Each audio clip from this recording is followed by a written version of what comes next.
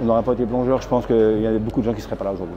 Pascal Leroux est un des rescapés d'un naufrage en mer Rouge le 24 octobre dernier. Lui et 17 plongeurs membres du club subaquatique de Laval étaient partis pour découvrir les fonds marins égyptiens avant que leur bateau ne coule à 50 km des côtes. Ils ont tous survécu, mais depuis 5 jours, lui et 14 plongeurs mayennais étaient bloqués au Caire en Égypte. Ils sont arrivés ce lundi à l'aéroport de Paris-Charles de Gaulle, sans argent ni vêtements. On n'a pas de bagages, c'est-à-dire qu'on m'a donné un petit sac avec 3 sous-vêtements, comme vous pouvez le voir.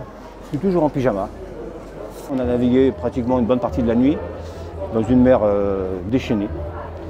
Ce qui fait que le bateau, à force de taper sur les vagues, il a failli se fissurer. Ça a réveillé certains coéquipiers qui dormaient en partie basse du bateau. Donc il y a eu de l'eau qui est rentrée dans les chambres, donc on a donné un peu l'alerte. Le capitaine est venu une première fois en nous disant que, non, que tout allait bien, qu'ils allaient pomper l'eau, qu'il ne fallait pas s'inquiéter. Sauf que malheureusement, l'eau rentrait plus vite que les pompes. Et il y a un moment, le bateau il a commencé à s'incliner. On a tous basculé dans un sens. Et là, tout le monde est sorti comme ils ont pu. Alors ça, c'est pour les gens qui étaient en bas. Mais il y avait des gens qui dormaient en haut, c'est-à-dire à côté du capitaine, et qui n'ont pas été prévenus. C'est-à-dire qu'eux, ils dormaient. Donc ils ont été réveillés en fait par le basculement du bateau. Ils ont sorti comme ils ont pu, certains en apnée. Donc c'est pour ça qu'on n'a plus de papier, on n'a plus rien. Moi j'avais déjà réussi à sortir du bateau et j'étais dans un Zodiac avec un des matelots. C'était un réflexe de survie, j'ai sauté dans un Zodiac. Et là on a commencé à faire le ramassage de tous les gens qui sortaient les uns après les autres. Donc il y avait 18 plongeurs et 6 manques d'équipage à peu près. Ça c'est la première fois qu'on a failli mourir. La deuxième fois, c'est que les Zodiacs étaient en surcharge. Avec les grosses vagues, les Zodiacs se remplissaient d'eau. Donc on découpait à la main comme on pouvait et là on s'est dit ça y est c'est fini, on va y rester. Moi j'avais pas de gilet de sauvetage, il faut savoir qu'on a été pris de court. Si on panique on est mort, donc on est resté humble.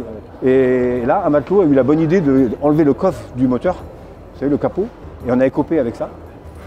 Ce qui nous a entre guillemets sauvé la vie, donc ce gars-là nous a sauvé la vie, je mange pas mes mots. Les matelots ont quand même réussi à couper les sangles des canaux de survie, donc un premier qu'ils ont ouvert, ensuite un deuxième, donc c'est pour 15 personnes, donc il y avait assez de place. Là, ils nous ont mis à l'intérieur, ils ont accroché les canaux de survie à leur Zodiac et ils les ont tractés. Sauf qu'ils ont arraché les canaux de survie. Donc il y a un canot de survie qui a coulé. Le canot de survie, si on sort de dedans, on est mort. Un Zodiac en pleine mer, personne ne le voit. Ils nous ont retracté quand même, parce qu'ils voulaient, moi j'ai dit, si vous me laissez là, vous allez jusqu'au, vous venez nous chercher après. Et là, on a navigué à peu près 1 heure, alors, avec de la houle, enfin de l'eau qui rentrait dans le canot, le Zodiac qu'il fallait écoper en permanence. Et là, au loin, on a vu un chalutier, mais très loin. Donc là, on a pété les fusées de... Et en fait, c'est pas ça qu'il a vu. Le capitaine, il a vu le fameux radeau qu'on avait conservé. Parce qu'il est orange et très haut. Et c'est ce qui nous a sauvé la vie. Et après, on a atterri sur ce chalutier. Il a été accueilli comme des rois. Ils nous ont donné des vêtements chauds, ils nous ont donné à manger et tout. On n'aurait pas été plongeur, je pense qu'il y a beaucoup de gens qui ne seraient pas là aujourd'hui. On est habitué au milieu aquatique, ça nous a beaucoup aidés. Nous, on voulait aider après, mais le capitaine ne voulait pas. Il nous a écartés, on voulait récupérer des affaires, il était encore temps. Le bateau, il n'avait pas sombré, il s'était couché. On aurait pu récupérer des bouteilles de plongée, pour récupérer à manger. Non, on est parti comme ça, au milieu de nulle part. 50 km des côtes, pas loin du Soudan, donc pas beaucoup de bateaux qui passent, hein, surtout en ce moment. Donc là, c'est un sardinier, c'est un miracle qu'il soit passé là.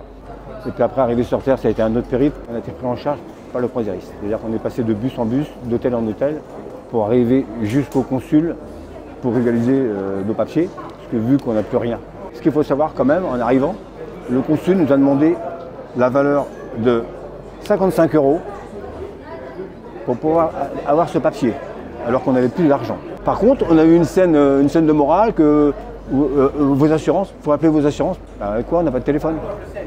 Donc il a fallu se battre pour qu'ils nous donnent des téléphones, pour qu'on appelle nos familles et qu'on puisse avoir des moyens qu'on n'a pas réussi à avoir, parce que les assurances ne voulaient pas nous couvrir, parce que vu qu'on n'a pas de carte bleue, donc ils nous demandaient de faire l'école, mais on n'a pas de carte bleue.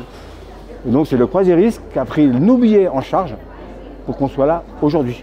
C'est arrivé dans l'année de mercredi, vous voyez, on arrive là. Pascal a pu rentrer à Laval ce lundi auprès de sa femme Nelly, à qui il n'a pu parler que quelques minutes au téléphone depuis le naufrage. Il va maintenant tenter d'oublier cette nuit d'effroi et se reposer après des jours à attendre son rapatriement.